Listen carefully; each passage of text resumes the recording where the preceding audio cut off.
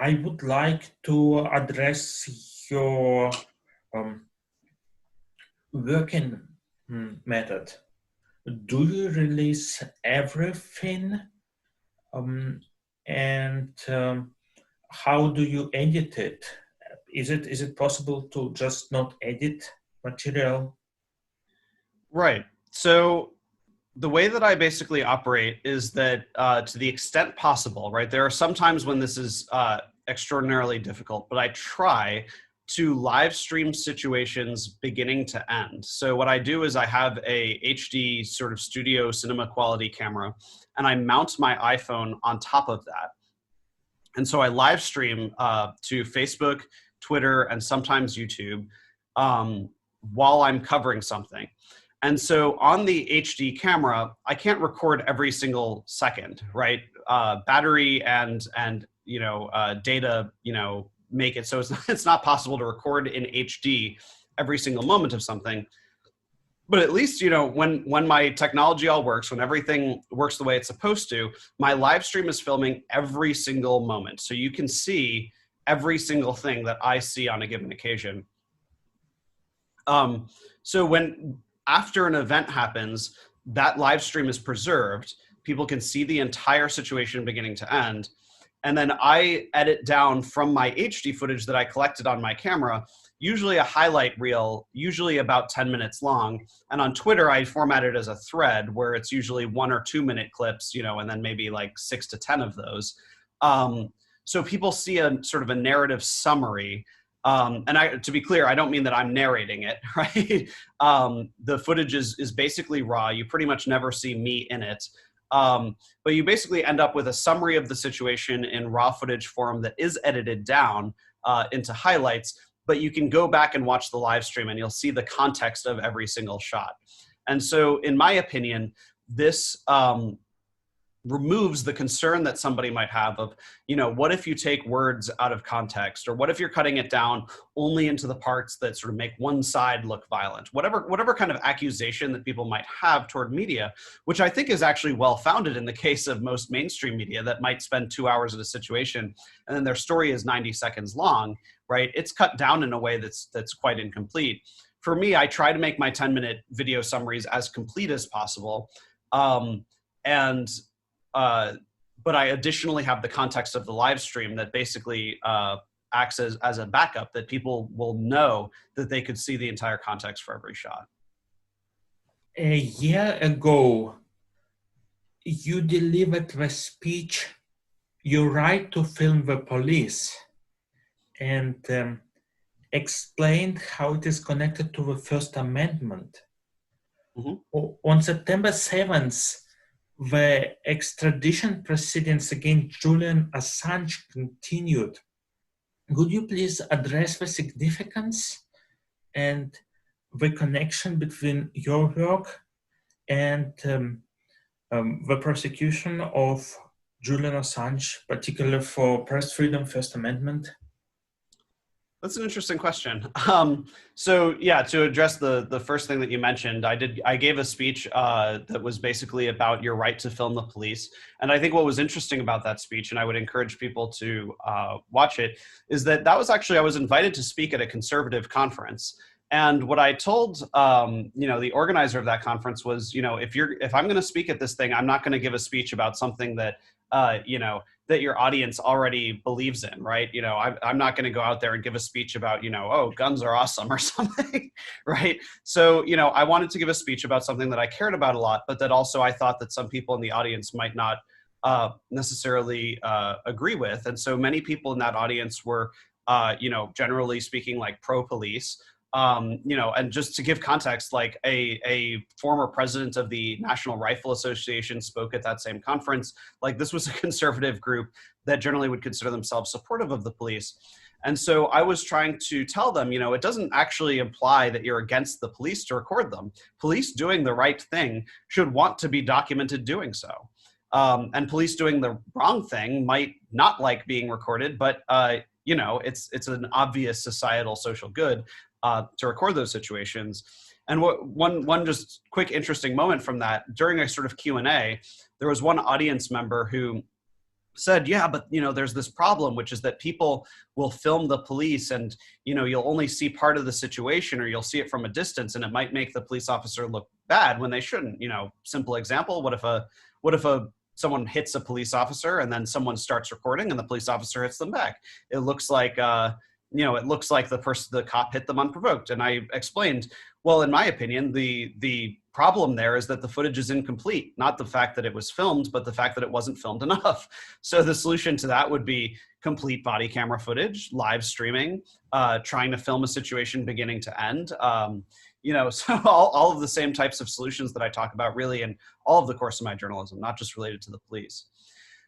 Circling it back to Julian Assange, as you mentioned, I don't have any extremely direct, I guess, connection to him. I've filmed protests supporting WikiLeaks.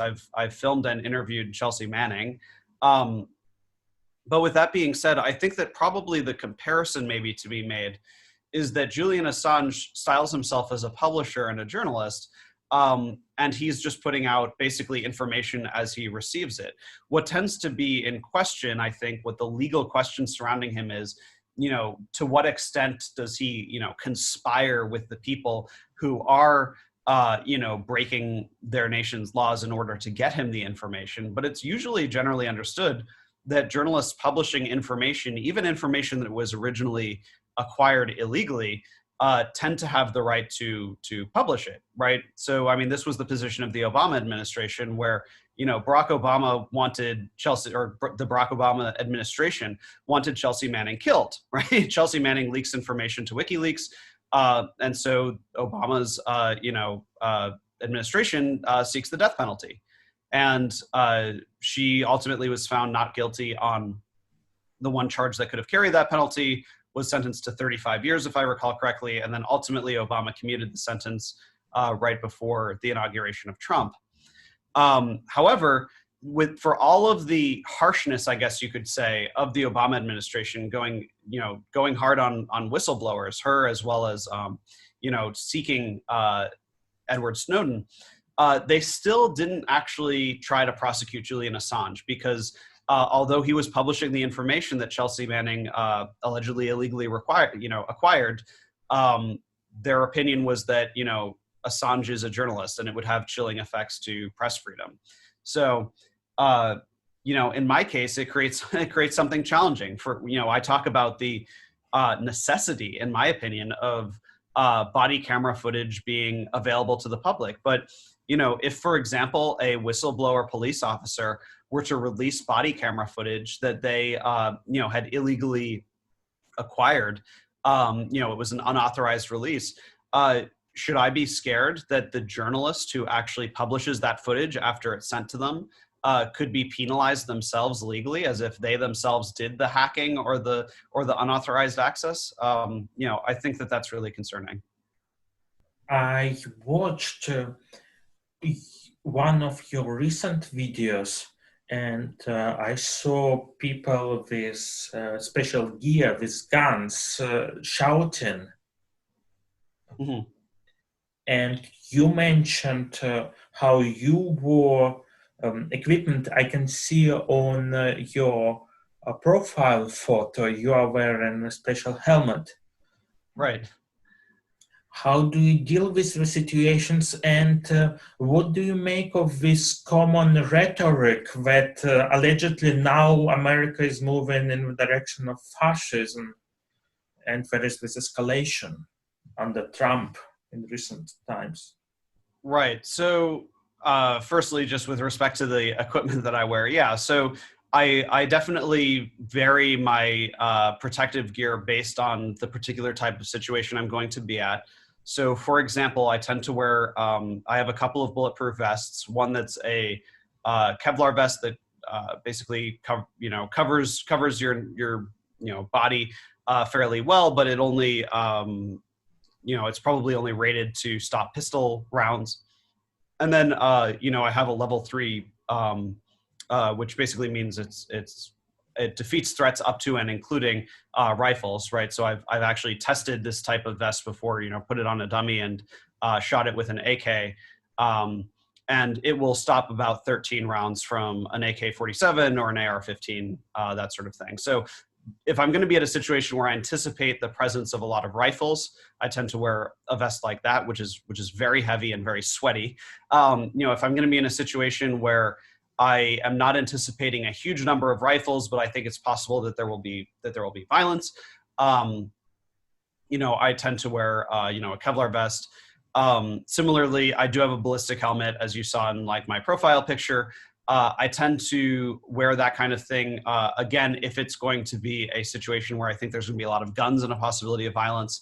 But usually I wear a ball cap that identifies myself as press, and I have that lined typically with what's called a bump cap. So it looks like a normal ball cap, but it has sort of a helmet effect if someone were to, throw a brick at my head.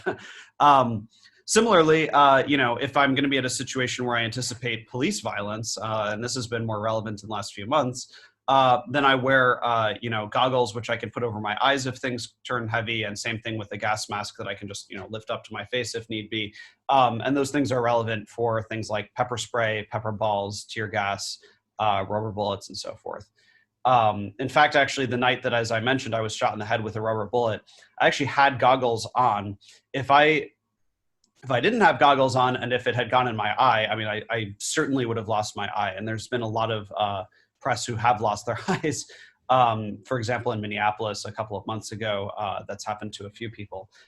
In my case, the rubber bullet actually just strafed, the goggles were kind of to here, it just strafed the top of the goggles. So in addition to the round hitting my head and causing the sore, it actually pushed the goggle down into my nose, and I ended up with a cut on my nose right here from that amount of force. But so to anybody who's thinking about covering these sorts of situations, a gas mask and strong goggles are absolute musts. With respect to your other question, I think you were basically alluding to or asking about, the country moving in the direction of fascism. It really depends on who you ask. I tend, in my capacity as press, not to make statements about, I don't want to call Donald Trump, good or bad. I don't want to call protesters good or bad, et cetera.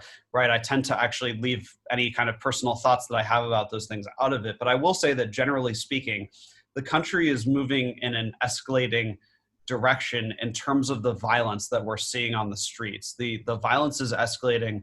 There are more and more guns present at these events. And the police are like, the presence of federal agents at these events is also increasing, right? The willingness to deploy the National Guard, at things, the willingness of the immediacy of having riot police at these situations. All of that has sort of increased, and it seems to be kind of going in an upward trajectory, right? The Trump fan will say that, this represents the police, somehow protecting freedom. And of course the leftists will say that escalation of force represents a slide into fascism. And I would say that, it might be up to people who are smarter than me to make predictions about what direction the country is going. But I hope that that my raw footage can sort of provide the tools that people need to make that kind of analysis. Thank you very much for this interview, Ford. Of course. Thank you for having me.